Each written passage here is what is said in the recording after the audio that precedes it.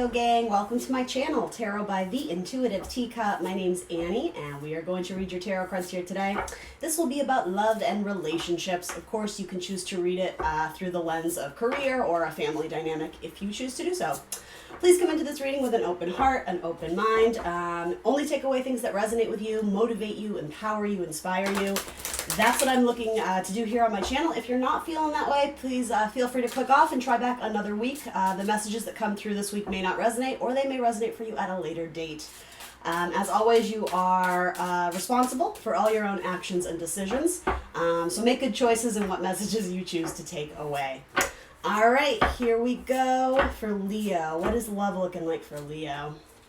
Those came right out. All right, let's, bottom of the deck, High Priestess. You already know. You already know the answer, says the High Priestess. That red curtain is really sticking out to me. How appropriate for my Leo gang, the showmans of the zodiac, show men, show women, being on stage, center of attention. Someone's already peeking in on you, or you're peeking in on someone else, very likely, from your stage, whatever that means to you.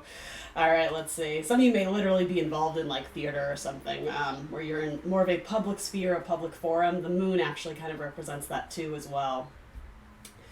All right, so you may have a reawakening with a Capricorn. I literally heard callback. You may call back a Capricorn may call you back, and I don't just mean like a missed call, right? I mean, certainly if you're waiting on one, that's looking very good. This Capricorn likes to play hard to get. Capricorns by nature can sometimes be a little bit slow, and we have to remember that kind of the Capricorn-esque energy, it's all about earth and material and substance, which is not a bad thing. But it sort of opposes kind of that lovey-dovey, mushy-gushy sentiments of Cancer. So it's sort of the complete opposite, right? This person has, I'm sort of getting like they're a powerhouse underneath the surface, but they don't kind of let it show. I think they're very flirtatious, but I almost sense that this is you, Leo. And feel free to reverse the roles. But I feel like you've maybe given up hope on this, or you sort of think the Capricorn isn't interested, and one or both of you keep peeking in on each other. Again, that red, something about that is symbolic. Let's see. One over the other. I don't know if there were two people in the running here. I don't know. Let's see. And then the moon. What are your fears? What are your dreams? What are your anxieties? What are your fantasies? That's sort of moon territory. Sometimes the moon is just like what appears in your dreams, what you're dreaming and wishing and hoping for. Other times I think the moon is like this intimidation of going off into the unknown. And that's really kind of what I'm getting from this, is that you kind of have to turn your back on a situation for now and proceed forward, because otherwise you're just going to stagnate your life. You're not going to be growing or changing. I think this will come around, but it's almost like the more you feed the fire with gasoline, right? You're giving it life. I almost feel like the attention needs to be pulled away, because then that's going to motivate this person to come and get you. And I mean, I'll be honest, like, I don't, I'm not saying I like or dislike anybody here, but this vibe seems a little bit like, I don't know, like a tease. I think that's a good way of putting it. And again, for a lot of you, it might be a Capricorn, but this could be you, for the cross watchers, this might be the Leo. They love the attention, but then when you reach out, they just they ignore you a little bit, because I think it's not that they like the thrill of the chase, but I mean, because they're the chasey, it's always so easy. You're always the one reaching out to them. And so I don't like childish, immature, playing games, but that's what you're dealing with here. So know that in advance, right? But I think when you pull away the attention, this person's going to miss it. So either they're going to start showing up, and I don't even necessarily want to say putting in the work, but kind of. There's two here. There's two options. And it might be on your end, Leo, it might be on theirs. And so even more so, if it is on theirs and you know that and you're like vying for their attention, absolutely pull it away, because you're already in competition with someone else here. And I mean, they don't seem to be facing you. In fact, you seem to be the one kind of peering from behind.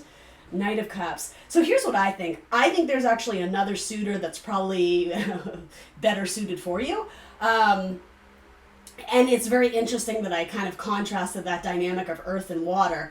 Love me my earth signs, but if you're looking for someone who can express themselves in a more emotional capacity and not just play this, batting my eyelashes, gonna flirt with you, but not deliver on anything, you may be better suited for this Knight of Cups, who it's almost like they play at your heart.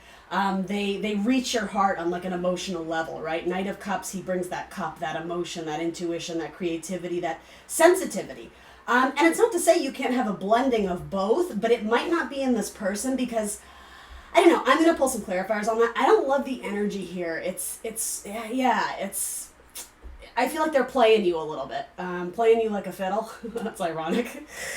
Yeah, the Emperor. You have a better offer coming. That's my thing. So interestingly enough, this may just represent a Pisces. You may be caught between a Capricorn and a Pisces. You may be making a decision. You may have a Pisces coming in, and I say that especially because typically the Knight of Cups is my mutable water. So it's changeable, it's adaptable, it spreads. I'm thinking of sort of mutable terms if you're wondering why I'm saying all these things. Mutable, it's like there's a plethora of opportunities in terms of something that can reach out to people's heart spaces. It's changeable, it's adaptable, it's interested, it's curious, it needs to experiment, it needs to wander. It needs to move, right? It needs to explore, and I feel like this person isn't giving you much to work with. And again, I'm not here to shame them or, make you feel bad.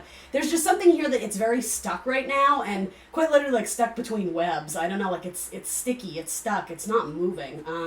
There may also be kind of some Scorpio energy here too. If you're not dealing with a Scorpio, that just might be a timestamp that in Scorpio season, you may come to the recognition that maybe you're going to choose to be alone for a bit and venture away from this because I just feel like at the end of the day, it leaves you very disappointed. And again, others of you may have a reawakening or reconsider some sort of connection, especially with a water sign, very heavy on the Pisces. Yeah, and interestingly enough, her necklace too, it's like that little conch or seashell. Again, to me, that's saying something about water. Water is very important.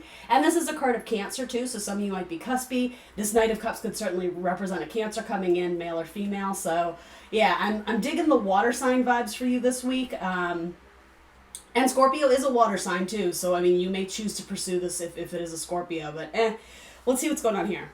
So then you have the Empress and the Eight of Pentacles. So I did see the Emperor. So for a few of you, Emperor and the Empress is a suited pair, but I almost want to tell you to like go fish. Like you found one and like they're okay, but I don't think in the long term this person is going to give you what you want. Or the opposite. I don't mean to confuse you, but there's some sort of issue with the timeline here. We have to remember if it is a Capricorn or whoever, it could be an Aquarius, right? Saturnian energy, which is sort of related to the devil.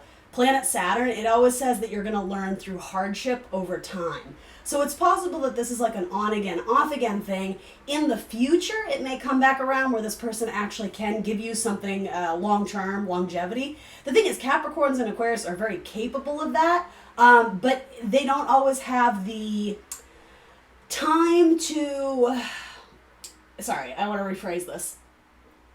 Sometimes they don't put emotions and relationships at the top of the list of, being the utmost important thing in their life. They tend to be more focused on what's practical, right? And again, these are huge stereotypes, but I'm just kind of going off of the energy. It's like they like the idea of it, but when it comes to actually like confirming plans or, I'll be there at 7, they're like, oh, something came up, I don't think I can make it. And you're just like, really? For the 5th time you can't make it? That's a sign. You need to trust your intuition. The Moon and the High Priestess says, always trust your intuition because you already know what's up with this. And sometimes the Knight of Cups can be like the hopeless romantic, the dreamer, right? But like everything, there's balance. Make sure kind of that dreamy wish, like wishing and dreaming on a star type of energy is also kind of grounded in the practical or the truth, the evidence, the practicality of the situation you're dealing with. Make sure you're not like kind of wasting all this energy romancing or romanticizing, fantasizing about a person who really just, they're not giving you what you need at a very basic level. So if this isn't like you as a romantic suitor in the future, again, I just want to make sure there isn't like kind of maybe third party stuff going on if there already is a couple here, and there may not be. I don't know, this kind of goes back to what I said originally. You may want to go fish and see what else is out there. You may connect with an Aries, a Taurus, a Libra in the coming weeks or months. This might also say too, I would not put your life on pause for this person. However, it might just be one of those things that when you pull the attention away and you sort of exit this person's life, for however long that is. It doesn't have to be eternity. In fact, I don't think it will be. Because once you pull that attention away and they're not just kind of always on the receiving end of this attention, I think this person is going to have to make some serious decisions about, did I let Leo go and was it the right choice? I think you're going to leave this person really questioning and thinking, and even for some of you sort of fearful of, oh man, did I just blow it? Like, did I take their love and attention for granted? Probably. But again, with that, this almost says to me, if you guys are both really willing to put in the work, and I think you are, Leo, if this person can step up and realize that you've been working on this masterpiece, the whole time and they haven't done diddly squat, it might be saying that over time, this couple or this pairing may come back around, but someone in the relationship has a lot of decisions to make about how much effort and time they're willing to put into this connection. Yeah, I almost think this is really beautiful to me with the death card at the bottom here. I think, death and then rebirth. For a lot of you, whoever this person is, and again, for the cross watchers, this might be Leo doing this to you and kind of playing some immature games, which, I'm going to say it, some Leos do that, and some don't. Some come in, with good intentions of wanting to commit or build a life. Whoever this one is, I think when this person kind of removes the attention, goes away for a bit, this person has to face some serious decision. And again, about the two spider webs, the two curtains, I think there's competition for this person's attention, and they love attention. So by not giving it to them, it kind of forces them to step into this difficult decision of just something about the tree on the head. I don't know. It's like they're a wood head. I don't know. They have to get their head out of their ass or get out of their own way. Because essentially there's two birds here. So I think that says to me, again, if one flies away, are you content with the one you're left with? Is it this one? Is it this one? Or are you going to miss that other one because you took it for granted, right? Because even the symbolism here, it's like the bird wants to build a nest, right? So someone wants to start something with this person, and yet their mind is elsewhere. And to be fair, maybe they do have a lot going on, but I just get the idea that this person is all in and this person is just like, oh, who are you again? But they know what's up. They like playing games. They like the attention.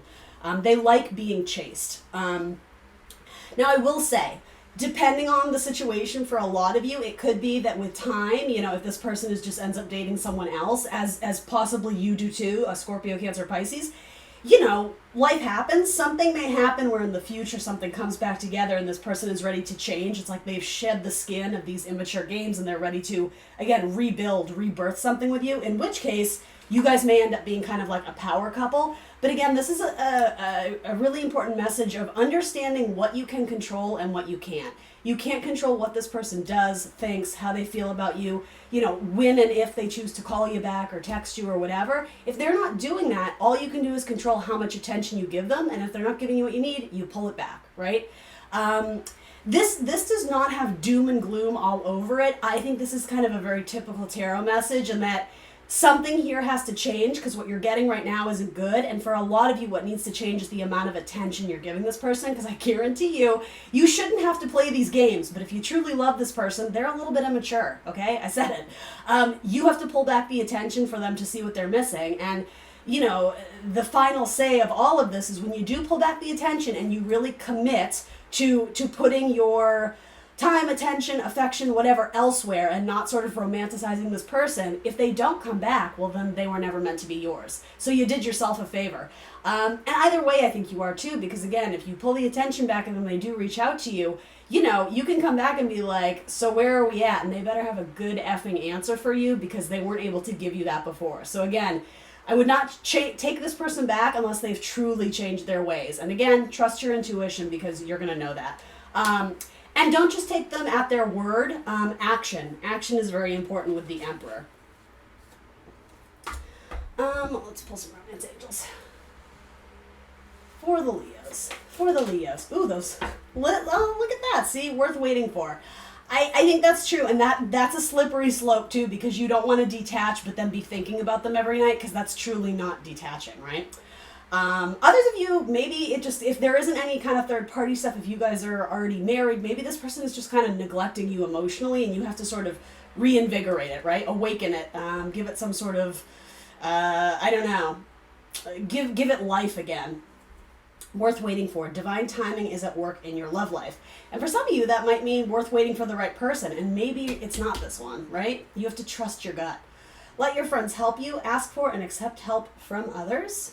Passion, allow your heart and soul to sing with joy. Oh my goodness, you got a lot. Engagement, your love life is ascending to a higher level of commitment. That's what this is to me. That's like a committed couple, the Emperor and Empress. And then calling in your soulmate. Your prayers, affirmations, and visualizations help bring you together. All right, Leo Squad, that's what I got for you.